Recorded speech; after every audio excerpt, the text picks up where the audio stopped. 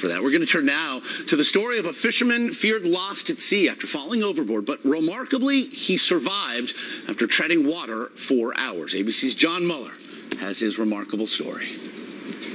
This is the incredible moment when a 51-year-old fisherman finally makes it back on land after almost 24 harrowing hours stranded at sea.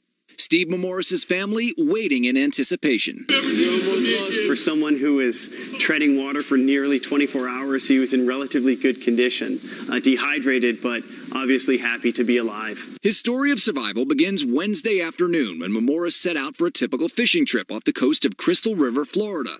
Around 1:30 p.m., he sent his wife this picture of a fish he caught.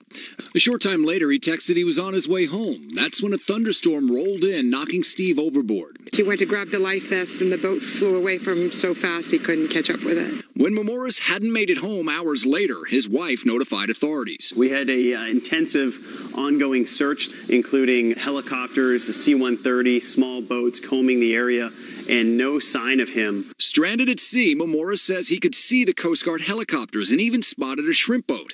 His hopes dashed when it became apparent that neither could see him. He got 100 yards from it, and they pulled up and left. Officials found a 16-foot boat at 4 a.m. Thursday morning, 9 miles off the coast, but with no sign of Mourmouris. He's battling the elements, he's battling the sun, hypothermia. We've got predators out there as well. On Thursday, another fisherman spotted Mourmouris in the water, almost 8 miles from the coast, and rushed him to safety. I was driving, and Danny was up front with me, and we both just looked and said, "What is that?" And then we weren't sure, so we headed that way. I don't know what else to say. It's just, it's a miracle. For Good Morning America, John Muller, ABC News, New York.